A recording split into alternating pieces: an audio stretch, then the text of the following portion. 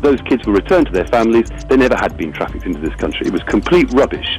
But why did we write it? Because the police, perhaps in good faith, told us those kids had been trafficked. We don't hang around checking too much stuff nowadays because we haven't got the time to do it. So that's a classic example. And in the same way, on a much bigger story, if the Prime Minister wants to stand up and say there are weapons of mass destruction all over Iraq, we'll stick it in the paper for you. If somebody says all the computers in the world are going to crash on Millennium Eve, hey, we'll run thousands of stories.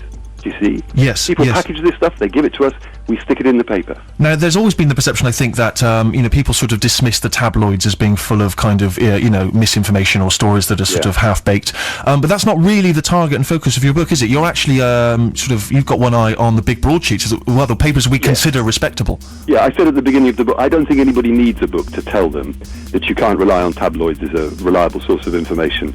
No, so I'm talking about the New York Times, the Guardian, Times, Telegraph, Independent, BBC as well, I'm afraid to say. The most respectable sources of... The BBC as well? Even the BBC. I mean, it's interesting because a lot of these places, like I teach at the BBC, and there's a culture of honesty at the B. People want to tell the truth. But that doesn't mean that they can, you see. It isn't to do with reporters being dishonest scumbags. It's to do with whether or not we're given the time and resources to do our work. And on the whole, most journalists, most of the time, are forced to do what I call churnalism, with a CH at the beginning. They're chained to their keyboards, churning out second-hand information without having a chance to check it. But there's also another whole problem here with understaffed newsrooms, which is that when the management lean on some reporters to deliver scoops, they won't give them the time and resources either. So they end up doing extremely dodgy, illegal things to get hold of their information. And what sort of illegal things? I mean, that's where it gets exciting for us, the average lay reader. No. So what they do is primarily they hire private investigators who bribe or cheat their way into confidential information. So they will get hold of your bank statement, your itemized phone bill, your credit card statement, your tax records, even your health records, the most intimate and private of records. These guys are getting, and all of that is against the law.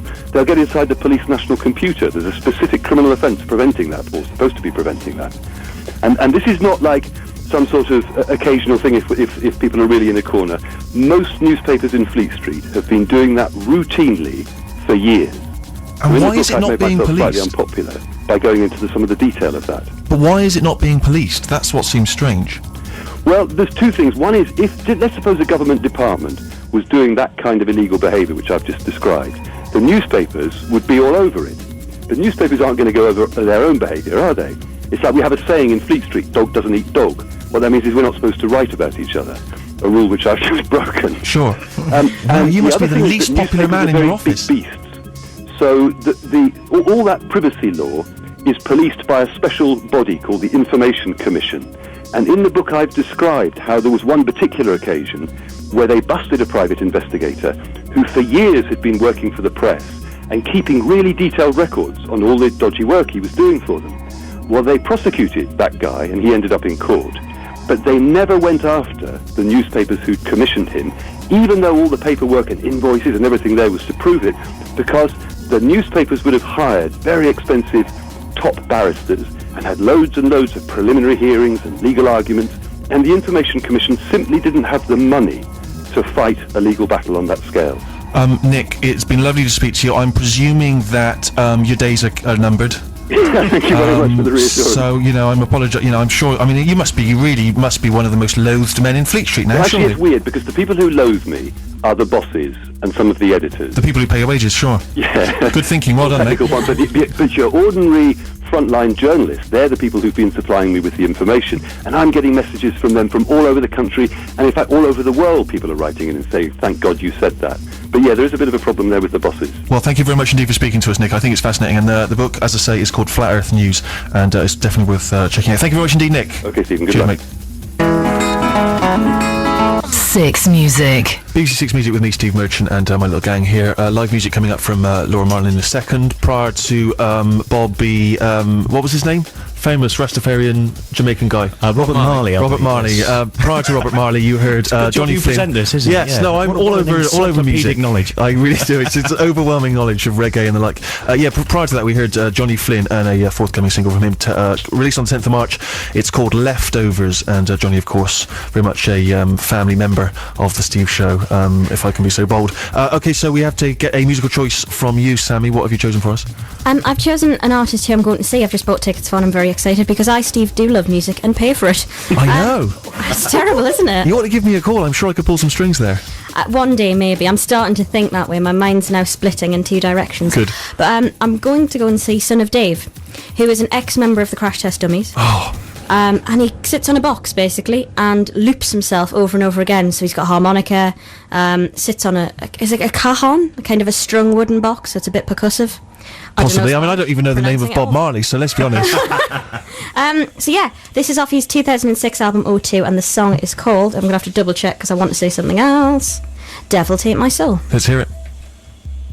Or not. I mean, that's up to you, Jude. Whichever you fancy. You could play it, or it's very quiet beginning there.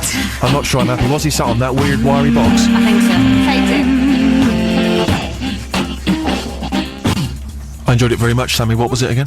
That was Devil Take My Soul by Son of Dave, a bit of retro beatboxing, and a one-man Alabama 3. Yes, well, I know you're a big fan of the three. And what can you tell me about Son of Dave? Anything I need to know?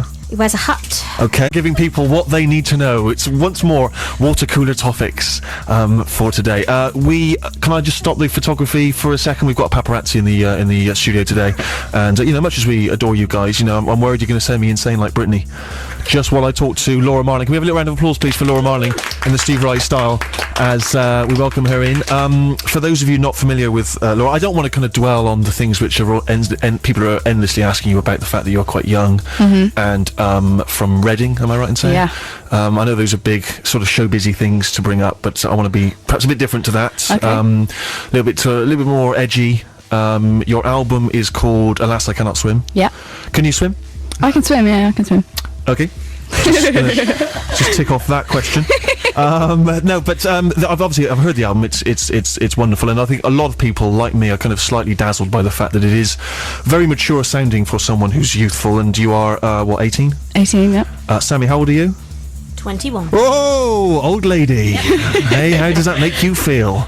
Unpleasant. It is, isn't it? It's grim, isn't it? Now you'll see what it's like, because I was waiting for that, because last week you made a little jibe about me being an old man. Well, I was born in 86. Yes. You were, yeah. 1986. So you would have been born in 89? 90? 1990. 1990. That's disgusting. Do you know what I mean? It's just sort of not on. It's just appalling. It's horrific. But this is what's interesting, because obviously the music is much more kind of it does sound older than your years. How did that sound come out of the box fully formed, or was it something that you sort of worked up towards? I mean, were you instantly kind of classy, or do you know what I mean? Or is there a lot of terribly bad Laura Marling songs There's a out lot there? of terribly bad Laura Marling songs out there somewhere. Right, and so I mean, what are they just about? Boys. Boys in London and Boys in London. and Boys all of the things London. in between. Yeah. Yeah, not good. And stuff about, Teletubbies and whatever else. Yeah. I don't even know what's happened between 1990 and now. It seems like last week.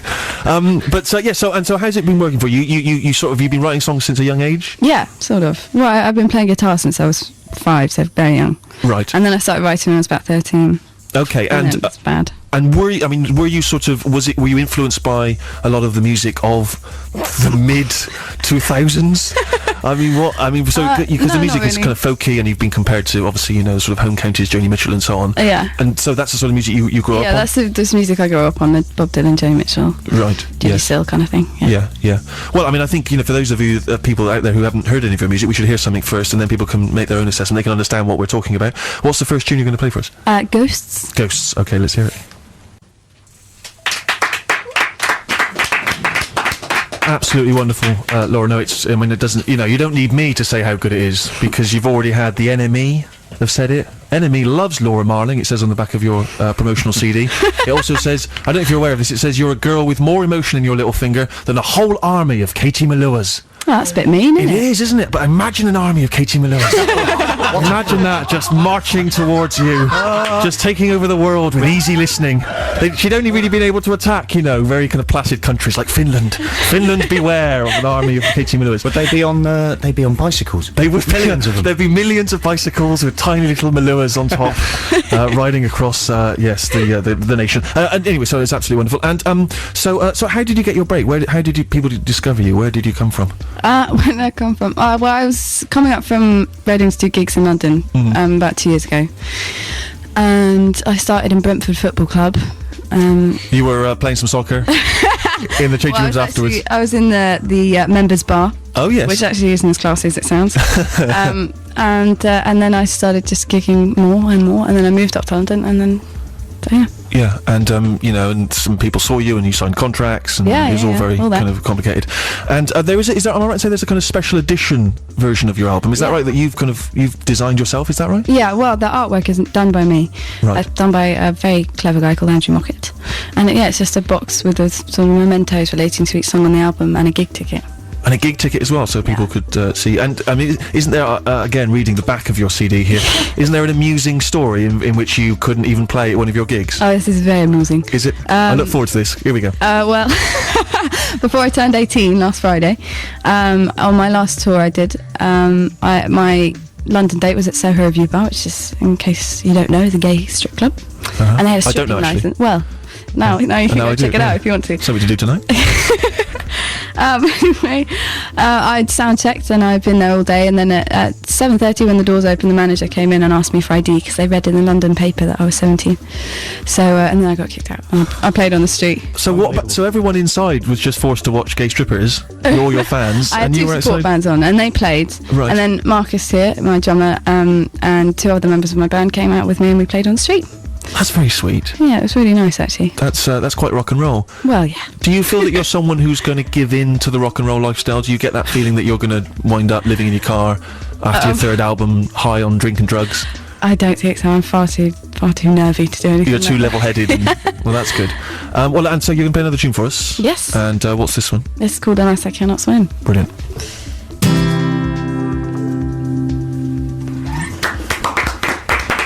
I'll just remind you that she was born in 1990. Born in 1990. I don't think I'd even kissed a girl at that point. Still haven't, so looking forward to that. Maybe, who knows? We don't know how that's going to pan out. So it's interesting because when you seem very modest, you seem very earthy and grounded. Not earthy, I don't mean sort of, but you seem normal. Are you a nightmare to work with secretly behind the scenes? I mean, yes, he's nodding. Yeah, but. Yeah. Are you quite dictatorial? You know how your sound should be, and you make sure that's how it is. Well, I can put my foot down when it's needed, can I, Marcus? Pretty hard. Yeah. Marcus, is she arrogant? Very. Yeah. Massive head, yeah. Great. And I mean, do you feel that you've got maybe your tour this album, and then that's pretty much it? The partnership will be over. The friendship will be over. Yeah, I've already handed in my notice. Good. Yeah. And she's rubbish as well. Well, I think we've already notified that. My gang here, I'm hoping that they'll have questions as well, just so that it's not just me droning on. Tiny Dan, a question for Laura? Yeah, well, I just wanted a quick supplementary, actually. Did you say your birthday on Friday? It was last Friday. As in a week ago on Friday? Yeah. Oh, it could have been the same day as mine. Oh. Well, I'll ask it anyway. People of your age, I always think top deck of bus, mobile phone, playing the R&B. Do you go in for that sort of thing? Would you bring your guitar along to battle the people who do that? Because they find it very annoying, and I'd much rather listen to you. So I'd support you as well, I'd if love it got to. nasty. I'm a bit scared of doing that, but... Well, with me in your corner, Okay, good. you've got every reason to be scared. I'm a very, very weak man. Have you ever tagged anything? Tagged? Have you ever taken a marker pen in the back of the bus and just tagged it? Yeah, LM was here. I've already missed out on that one too. Yeah. So you're too good. Get a bit more rock and roll. You've got to spice these things up. Talking of rock and roll, Rufus, you've got a question. I'm all over the rock and roll. Hello. Hello. What a beautiful two pieces of music we've heard. I'm so excited. I'm looking forward to seeing you live already. And I'm interested in what Laura Marling is like live, because I'm going to buy the album tomorrow, but I don't know whether you got. Are we talking big string sections? Have we got horns? Have we got keyboards? What can we expect when we see you live? On the album, there's string sections and horns and keyboards, but live